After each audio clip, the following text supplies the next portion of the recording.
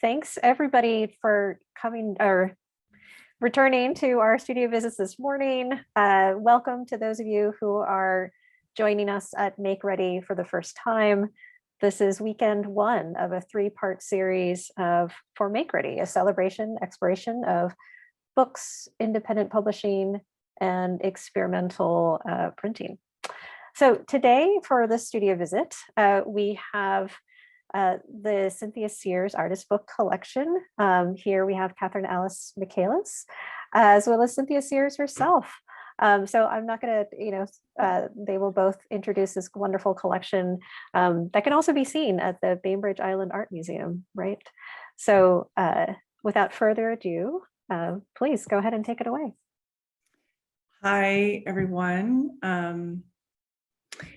I'm Alice Michaelis, Cynthia Sears, as Jane said, and I'm Cynthia's assistant. And we're here at Cynthia's, where many of the artist books live, as well as at the Bainbridge Island Museum of Art. And did you want to say something? No. Okay. So far, so good. Absolutely right.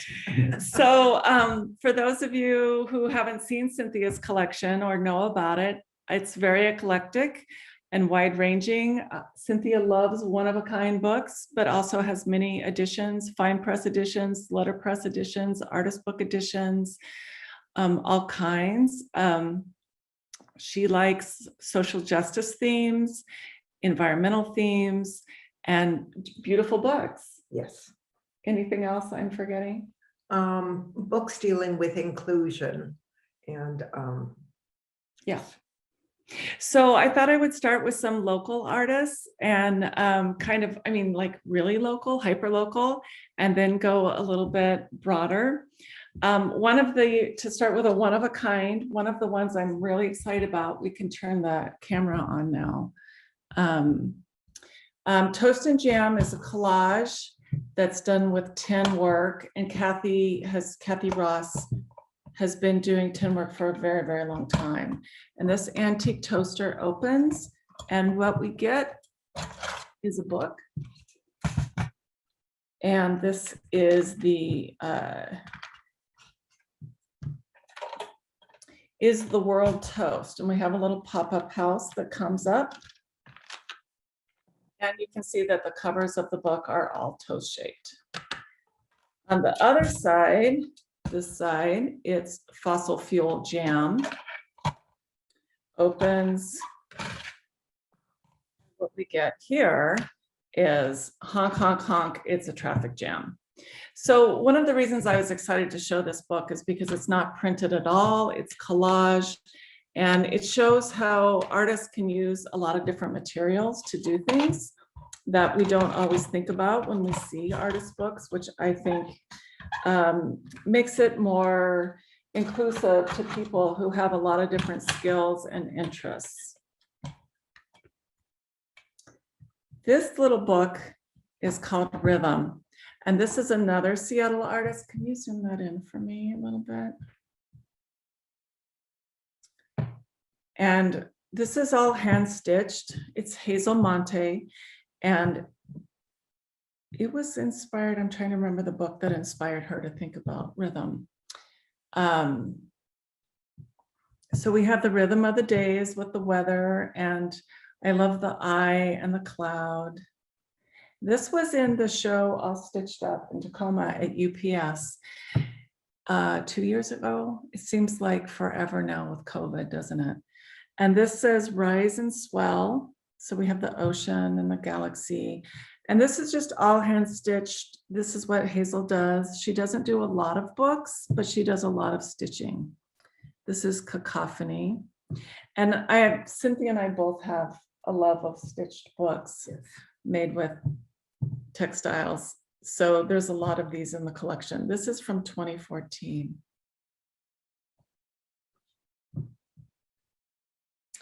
And then let's see, who else do I have local? Oh, I'm really excited to show you Mita Mahato. Maybe you're familiar with her. She's a zine person. Can you zoom out a little bit for me? She's a zine person in Seattle, and we love her work. she does this collage work, cutting out little tiny things. She works with handmade paper that she makes and scrap paper and puts all these things together, does a scan, and then makes the books. And this one is sewn with a sewing machine, and it's, I don't know, I think it's just really lovely. And because of the depth that the scan gets, you get all this, it looks very textural, and you want to touch it and you think you're going to be able to feel things because of the depth. So this is another just really lovely piece. So the collection does have quite a few zines in it, and we're really looking for zines that stand out and have a strong message.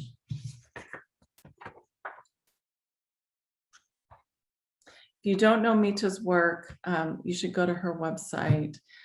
It's called These Frames Are Hiding Things, I believe, something like that. And it's just wonderful. So she's a great resource. Another local person is Lisa Hasegawa, and she recently moved from Seattle to Tacoma. And this book, I think I have upside down, it's called Color Stitch. And let's see, my camera's crooked to my computer. So this is a etching paper that she did etchings on, and I think she did those etchings several years ago. And then she has sewn into it, she's painted into it, and she's collaged into it. And what I love, I mean, I love this book so much. I just think it's really, really wonderful. One of the amazing, unique things about Lisa's work to me is that she does a lot on the typewriter, and she'll type on tissue paper, colored tissue paper, different things. And then these become part of the book. And maybe zoom in if you could on these little typewriter O's. And let's see those red, I don't know how well you can see that. This is, what's going on here? Okay. Do you see those red O's? I don't get this isn't, okay. The red O's and the blue O's down here. This is tissue paper that she has typed on and collaged in. And there's another little stripe here. So a lot of her work, if you follow her on Instagram, you'll see all these little typing things that she does, and they end up in her book. It's just super sweet. And then you get to here and you get elephants and just so much hand stitching. She's done all of this patterning work. And this is Lisa. And we featured Lisa in a Artist Books Unshelved, which is the video series that we do here, and another one of her books that's not a one of a kind, but we love one of a kinds. Okay, so another local person who cannot be left out is Mare Blocker, and maybe you've heard of her. She's been in the artist book scene for a long time. And this is, she loves mermaids. And well, I'm gonna forget what this is called. It's like, I think I know what everything is called, and then suddenly my mind goes blank. This is called Mermaid Rodeo. And she made, I think she made a one of a kind of this, and then she turned it into an edition, but maybe it's always been an edition. And she has these lovely pop-ups. It would be nice if I could figure out the orientation with the camera. Can you square it to the table for me? That might be a good start. Okay.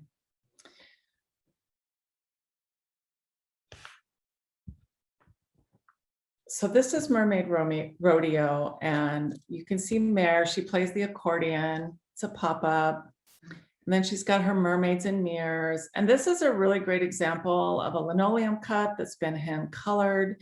So it's made in an edition, but then she's gone back and she's made each one really special by hand painting it. We have the seahorse races, and then we just have, you know, Mare on a animal just waving as she goes by. That's kind of Mare. Huh? So this is Yes. Mermaid Rodeo, and it's just a really lovely, beautiful book. How am I doing for time? Oh, wow, time is just flying by. Does anyone have any questions about those? Jane, if you want to monitor and let me know if there's any Mhm. questions. Yes, and folks can feel free to add questions, comments in the chat too. Yeah, if anyone wanted to see anything closer, I'm really trying to figure out this whole camera thing and get better. So I really love this piece and I wanted to show it to you because it's really unique and it's not, if you're trying to think about what an artist book is and versus like what you do or what you're interested in, this is a really unique and interesting piece. It's by Jessica Springs, Springtide Press. She's in Tacoma. And she's printed on this paper and the printing is on the inside. And then, but it's very translucent. So you see the patterning on the outside. And then she's letterpress printed poems. And I know these poems are by another person, but I don't think her name is on here where I can find it. It's called Sheets. So it's about, I'm going to find one and read it to you. 10 below tonight, Thai cafe denies street guy their crapper, Buddha decor. And this one says, no night bus, the only sheets around, hard cold rain. He wakens across the park at water fountain, rinses toothbrush. Passing my picnic, the migrant's dog too, eyes down, expects indifference.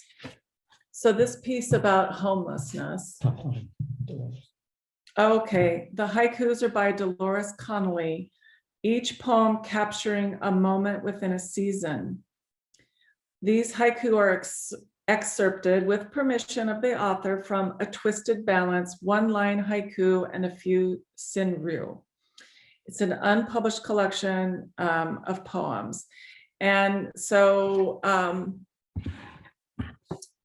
we like this piece for so many reasons, but if what you like to do is construct little things or big things and put text on them, our definition of an artist book is pretty wide open. And we think a lot of things are artist books that maybe other people don't we? We have a pretty open way of thinking about them. So I think these are lovely. And I think of them as tents as well as houses, places that could be cardboard boxes even. I think it was just rather ingenious way to sort of capture that.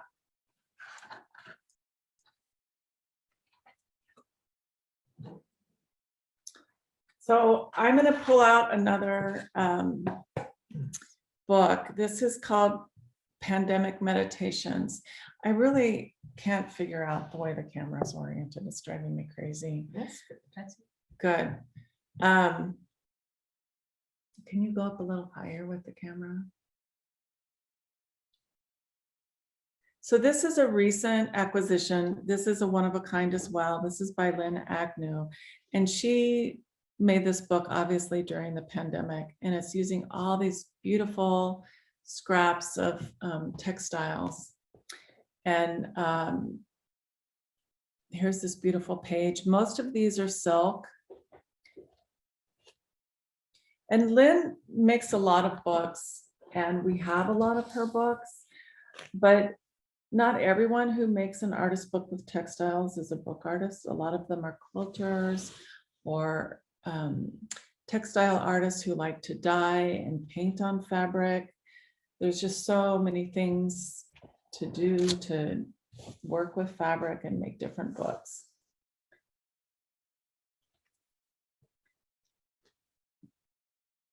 So this is just full of all of these really lovely meditations, pages that she's made. Can you lift it just a little bit more? There, I think that's so much better.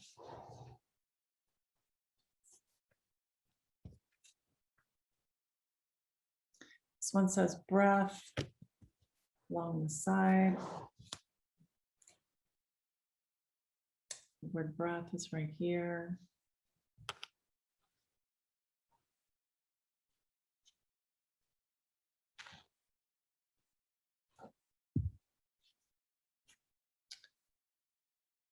Gratitude and guilt. There's just beautiful textures and textiles. Family. Birth.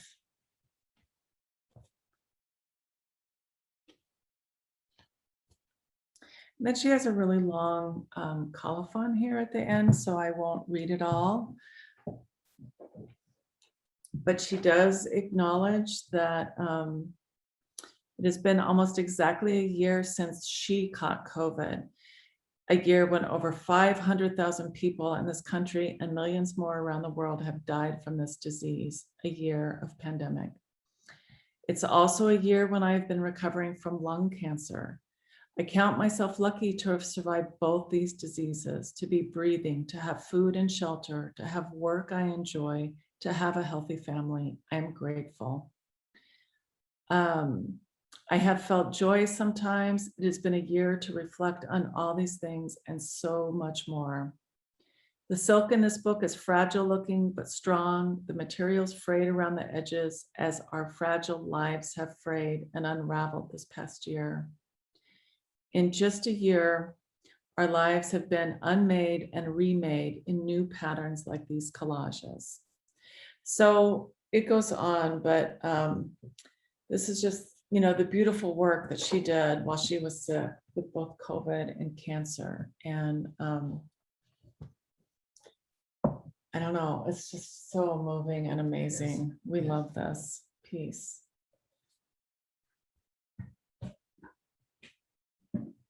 So Lynn lives here in Washington. I can't remember exactly where, a little up north. Do you know where she lives? Where Lynn? Yeah, do you know where she lives? It doesn't I matter. thought she lived right around here. She lives close to here. Yeah. So this is a book of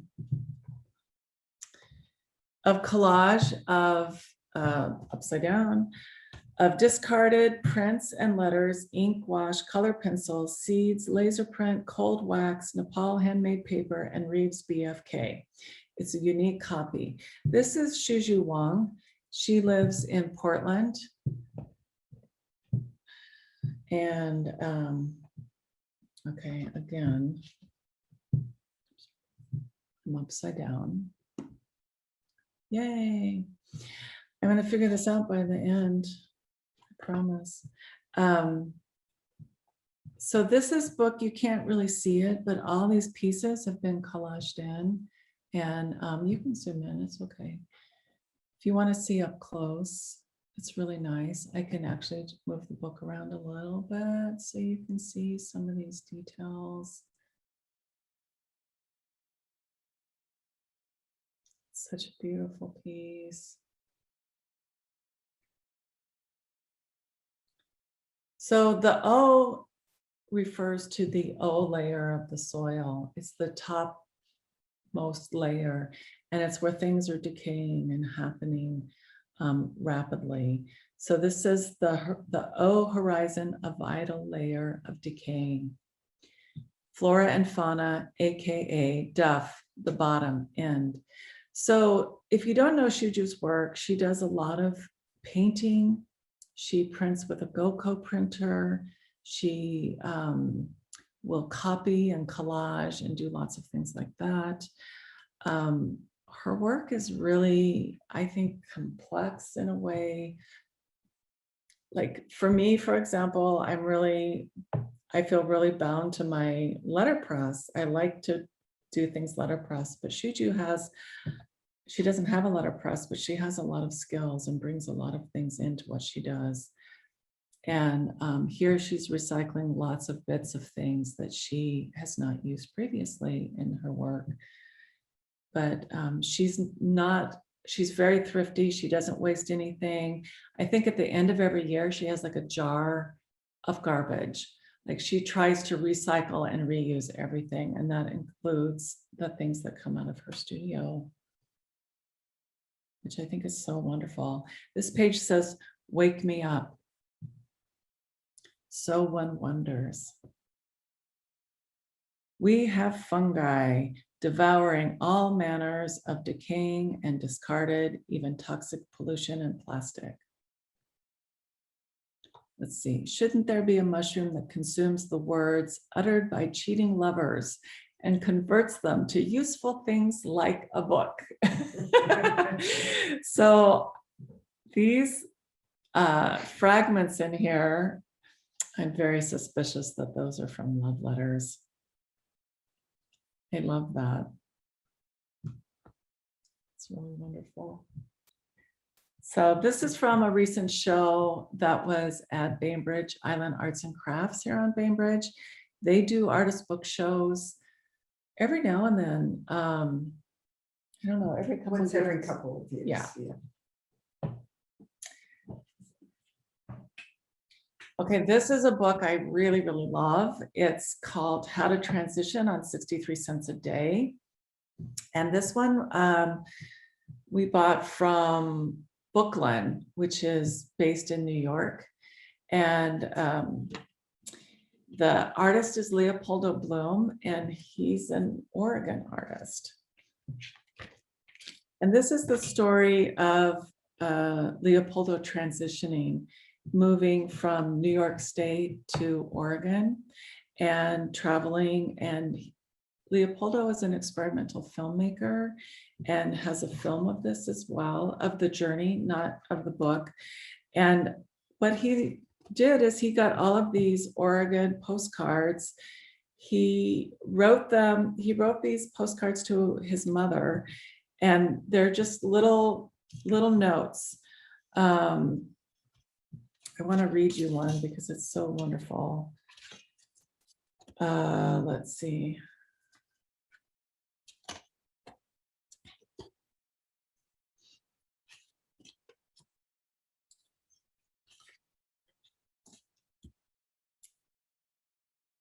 Hi, Mom. How are things in New York? I can't believe only a year has passed since September 11th. That was a whole lifetime ago. I didn't think of leaving New York when it first happened. As the stressful months passed, it dawned on me that I shouldn't stall my dream of moving out west any longer. I never meant to move out here and start testosterone without you knowing. Things just sort of happened that way. So what I love, I mean, I love so many things about this piece, but what I love is like, it's an experimental artist book, but it's also an experimental film. As a filmmaker, he documented things along the way. He's printed on film. He's put it in a film can. He has this succession of images on postcards and things on the back. And when I think about film myself, I'm thinking about frame by frame. It's like page by page and the way things turn. And I don't know, I feel like this artist book just straddles all these kinds of territories. It comes with a get out of jail free card. This card permits you to be perceived as male with on prior discussion on your part. So this is just an amazing piece. And I encourage you to go find it or come up here and find it. It's going to be in the next show at the Sherry Grover Gallery at the Bainbridge Island Museum of Art called Every Day and Special Days. And that goes up end of June. I don't know the exact date. So there's a bunch of different things in here. There's a letter. I'm not going to read it. He's taken magazine pages. This is an ad for Gap, and on it, it says, Bert, do you know why that guy is smiling? Ernie, no, Bert, why is he smiling? Bert, because he doesn't have any boobs. This is just such a great piece. So I'm really, really happy that we have that in the collection. Okay, and let's see, where am I now? I need. Would you pass me this one right here, please? Thank you. So I want to show you this piece. Another Portland artist that Cynthia collects is Diane Jacobs. And this piece is called Interwoven. It's another textile work. And then you open it and it says alphabet. The piece is called Interwoven Alphabet. And Diane did this as a collaboration with Alyssa Banks, who I believe is in Texas.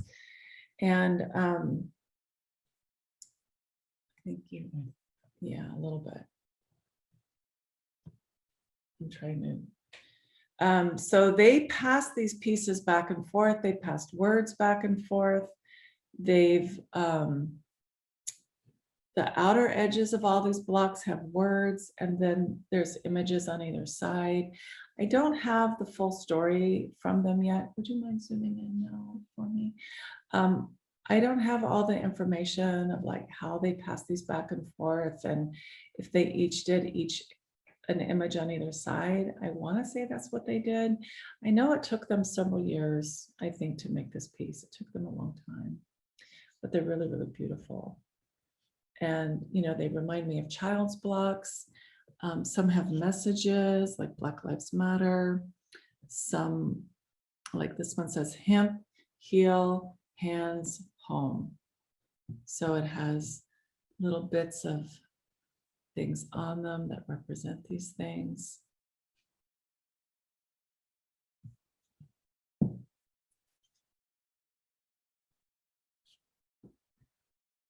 It's just really beautiful. This one says sister. It has a fish, story, skin, sister, secret, spirit. I think it says sister twice. No, it says sister once. I guess if you have more than one sister, it might. I don't know about Alyssa. I know Diane only has one sister. Okay, thank you. This is a pretty amazing book called Unfolding. I'll figure this out here. A photo kaleidoscopic exploration. This is a photographer. And where is his name? I don't want to show it if I can come up with his name. I think his name is Jim. I think it would be right here. He's a very humble person. He's done this beautiful thing here where there's a magnetic bookmark. I'm going to find it because this is really beautiful.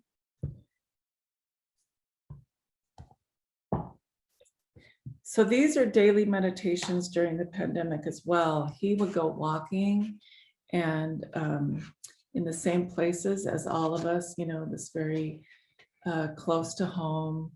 Yeah, you should zoom right in there for me. And then these photos just kind of tessellate, and he's magnetized them so that you can keep opening them and opening them. And I'm going to find his name here so that you all can find him. Do you want to bring your hands in? So see, this just keeps going and going and going. It's really, really incredible.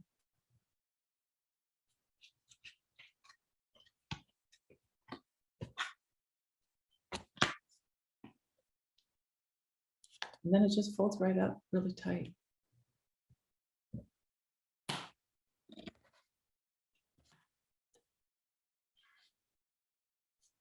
Got to catch the magnet, but you can also do it by hand.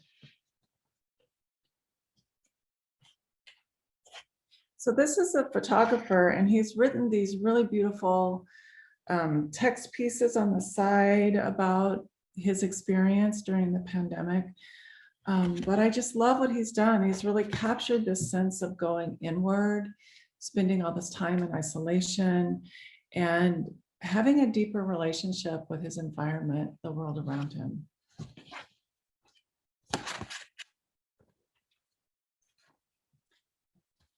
Nope.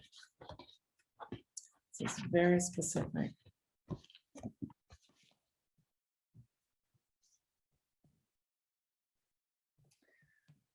Okay.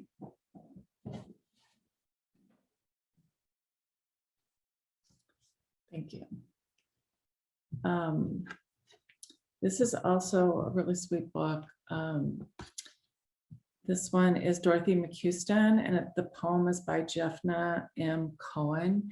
And this is, Dorothy lives in Tacoma and grew up there, raised her children there actually, and had to deal with the fallout from the Arsaco, how is that pronounced? The Arsaco smelter, is that it? There was a smelter in Tacoma, and it's put arsenic all over the region, Vashon Island and Tacoma and all around. And she has this poem, and it's in contrast with this document, this questionnaire that was sent out by the health department, and pictures of her family being raised and doing this great photo transfer process. So again, working without a press to create text and image, and making just this really, really beautiful personal piece, again, about the environment.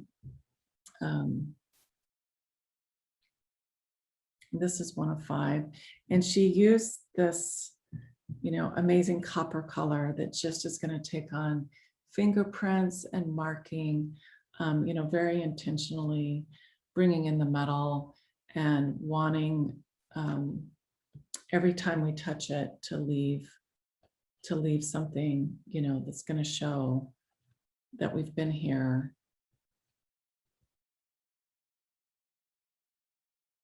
I want you to get to see that again.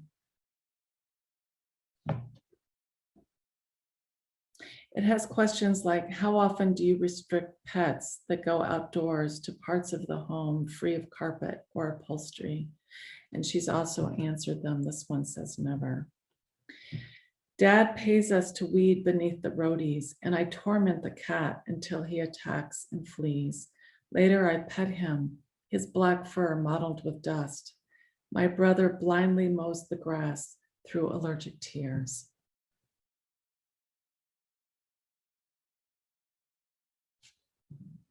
So that's Dorothy McHuston, Backyard. Okay, I think that's our sharing time. It looks like there's lots of things in the chat. Yeah, there was a question earlier on. Let's see if we can get back to it. How many books are currently on display at the museum? The Sherry Grover Gallery can handle between maybe 60 and 80 books, I think, depending on the size and how many we put into each little cubby. And then the bigger galleries in the museum sometimes incorporate artist books. And right now there's a show called Breathe. It's a social justice show. And I think they have about 6 or 7 books in that show. So sometimes they get incorporated into the group shows. Also, and is the museum is open by reservation or open to the limited? The museum, I think, is unlimited right now. Anyone can go, and it's always free. Mm-hmm. And yes, the reservation time is over, and they're not crowded. I've been there many times in the last couple of weeks. There's, people are just coming in as they arrive and staying, I think, as long as they want. It's just, there's not a ton of people. You don't have to worry about that. Mm-hmm. And they also, when COVID came, they got a new HVAC system and did a lot to improve the air and the way the system works. It's probably the head curator told me it's probably one of the safest buildings you could be in right now with COVID. So you don't have to worry about that at all.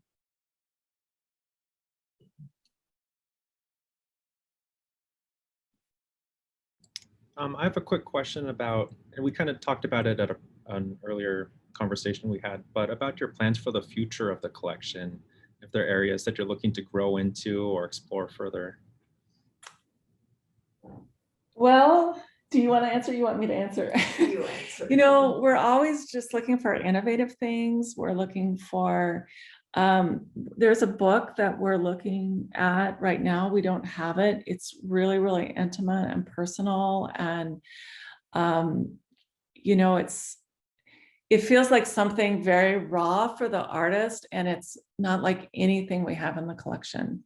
So we always like finding something that we don't have in that sort of way. At the same time, we're looking at techniques that are new and cutting edge and wanting to get those, you know, and new kinds of bindings. They don't have to be one of a kind. And most of the work is not one of a kind, but there's about 2,000 works in the collection.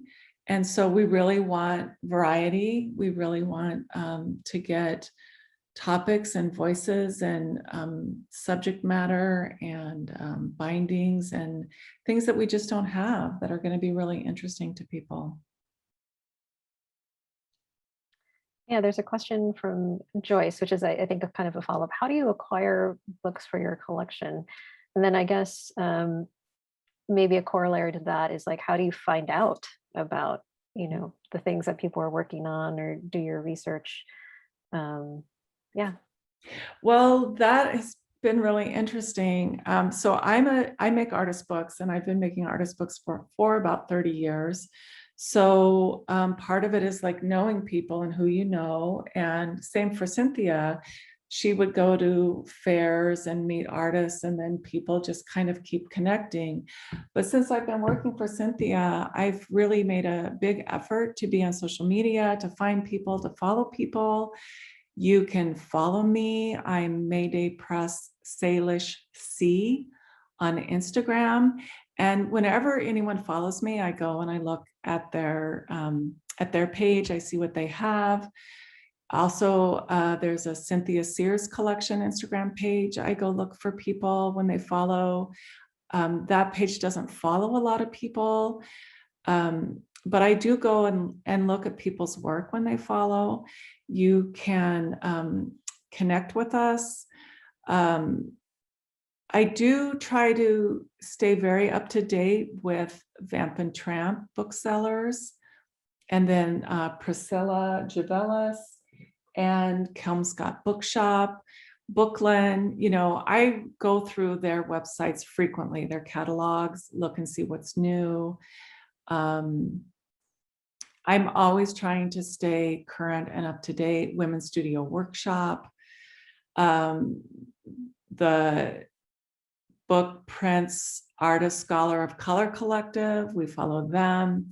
We're trying to just, you know, see what's coming right off the presses or right out of your studios as best we can, but it is really hard. We can't keep up with everyone all the time, but the book dealers really help. They really help to make sure we see things. I hope that answers that question thoroughly. And Catherine, how did maybe you mentioned this a little bit in the beginning, but how did you yourself get started making artist books? Well, I had hurt myself and couldn't walk and had to quit my job. And as I started to heal and get better, I found out about a group of printers that were printing books of poetry on social justice. And this was on Vashon Island. They were called Laughing Dog Press. They're not making books now, but they needed people to come and help. And since I was not working and just being very low key and moving very slowly and gently, I came and I fell in love with distributing type. That was my job for a long time, is just sitting in front of the type drawers, distributing type. And I loved it so much that I decided this is what I wanted to do. And I was lucky I was able to do it. Are you working on anything now that? Yeah, I've really gotten into making books with textiles. I do a lot of more sewn books than printed books. I had a show in 2018 in Seattle where I featured a book called Fatal Fairy that was letterpress printed and dyed papers. And I think that's my last editioned printed book. I've been doing hand-stitched work on menopause and gender, and a series called Stitching Spinsters, which is this idea of if you're not married by 25, if you're female, then you're all washed up. So I've been sourcing these great quotes by women who would, by that definition, be a spinster, and creating some unique pieces. I'm in a residence right now at Bloedel on Bainbridge Island, and I'm being really deeply inspired by the gardens there, and working on some pieces that will combine both nature and the ideas of mortality and aging. Yeah, I wonder actually if you can just talk a little briefly about like your process for making a book. Like, do you start, because artist books also combine so many different things like content and material and form, and we've seen so many amazing examples of like the huge kind of directions that these formats can take. I wonder if you can just talk a little bit about your process. Sure. My process varies a lot. I get excited about something and then I'm like, I'm going to try to share screen again. Let's see. So for example, I got excited about this idea that a matchbook is a book, and but how do I make it a book? And I had the idea in my head for a year before I decided I was going to try it. And matches are like pages, and these pages turn. And you can see, like, turning the matchbook is like turning the page. So I made this, I played around on slips of paper. So to better answer your question, I just think about it for a year or however long I think about it. Like, can I make this work? What's the idea? And then I worked on pieces of paper and wrote out the text so that they would flip and they would still read correctly. So, it was like looking at a matchbook and thinking, this is a book. It's got pages. And it's called a book. It's called a matchbook. So I like puns. I like playfulness. And I'll think that way for a long time. And then it's like, well, how am I going to letterpress print on this? And to answer that question, it was done in a CMP, if you know, like a clamshell press. And I did not roll this like through a Vandercook. So a lot of my books just really take a long time, and I'm going to think about them for a long time. And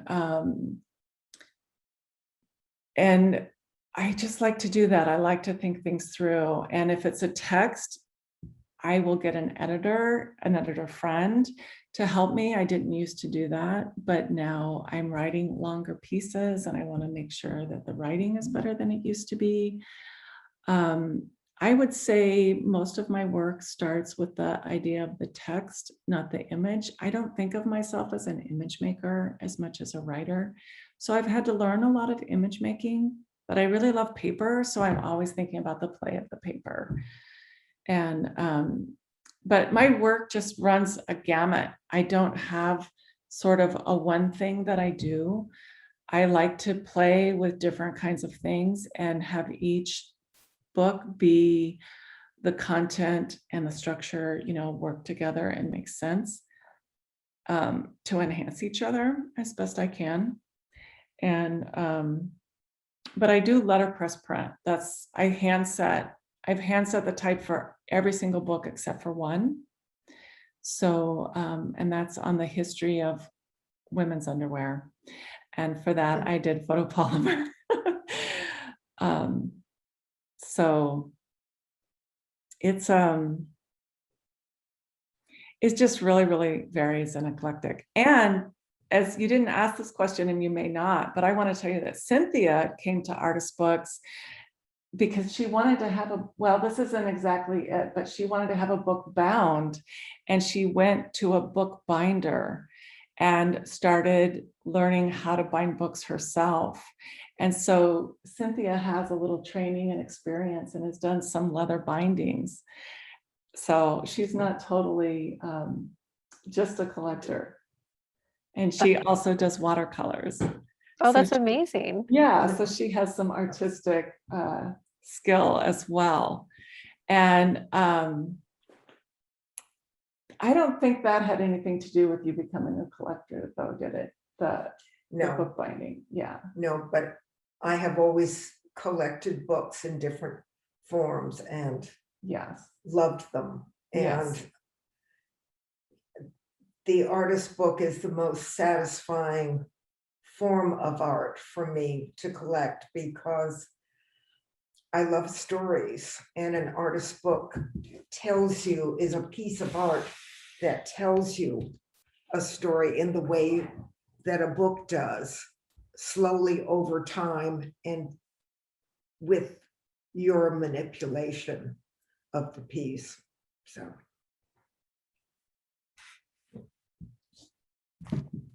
just a little history there. Yeah, no, that's yeah, Cynthia, can you talk a little bit more about maybe some of the first pieces that you began to collect? Do you want to, or you want me to? Yeah.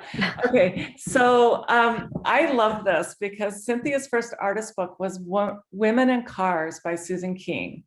And it's a flag book, and I can't remember, I think it was made in the 80s. Yeah. And you know, Susan King is like an icon in my generation of book arts world. And it's a wonderful book, Women and Cars, and it was given to Cynthia as a gift. And it was just another book to you, wasn't it? It was just like an interesting, curious book. It was a book in which something happened. Yes, Yes. something happened. And then later, Cynthia saw Julie Chen's Octopus in a gallery in LA, right? In San Francisco. Oh, in San Francisco. And was like, wow, you know, this is amazing. I want to know more. I want to meet this artist, and bought that book. And you understood it as an artist book then, right? Yes. Yes. And then did you already live on Bainbridge when you bought that book? No. Okay. So soon after, Cynthia moved to Bainbridge Island and was getting involved in the book art scene here, and was a judge at the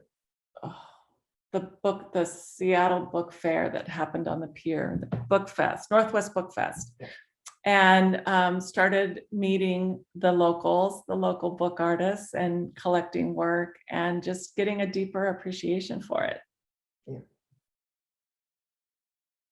I really love that description that you just mentioned, a book in which something happens during it, because I mean, books, at least, you know, trade books, like one thing happens, you open it and you read. But I think, as we've clearly seen today, so many different kinds of experiences can happen within artist books. And you know, the book that uses the magnet to open, and so you can get deeper. Yeah. Wow, that is such a stunning piece. Yeah, I'm embarrassed I don't know his name. I'll find it. That's Yeah. okay. I guess one last thing, I guess if anybody is interested in starting to make artist books, I don't know if you have any recommendations or. Well, I recommend you come visit the Sherry Grover Gallery, because you'll see so many artist books that whatever your particular little niche interest, and skill, whatever that is, you're going to find something in there. And the show changes 3 times a year. So we're always trying to rotate different books in that haven't been seen in a while, and new books that come into the collection. So you're always just going to see something, I promise, that is going to be exciting for you. And I mean, No, it's true. Yeah. And also, if you describe what an artist book, just the general idea of it to a child, and suggest that they write their life story as an artist book, some of the results are amazing. I saw one little girl that had a Barbie set, and she had Barbie's closet, and each of the hangers, she put something she was interested in. So she would say archery, and then she would make out of paper a little archer's dress, or Wow. the quiver and the bow and the arrows. And children, because they don't know they can't do things, they aren't inhibited, and they don't feel that they can't. So they're game to try. Yeah, that's amazing. Oh, that's so good. Thank you both so much for being here today, Cynthia and Catherine, and for sharing with us some of the Cynthia Sears artist book collection. Yeah, this is incredible. And I hope everybody here is already making plans to visit the Bainbridge Island Art Museum to see these exhibitions. Thank you Thanks so again. much for inviting us, and Yes. thanks to everyone for coming and for our surprise. Yes, host. special guest. Thank you. Thank you. And thank you everybody for being here today. We're going to take a few minutes just to transition to our final studio visit of the day. Brick Press from Vancouver, BC is going to be here going to be presenting in a couple minutes. So take a quick break and we'll see you back here.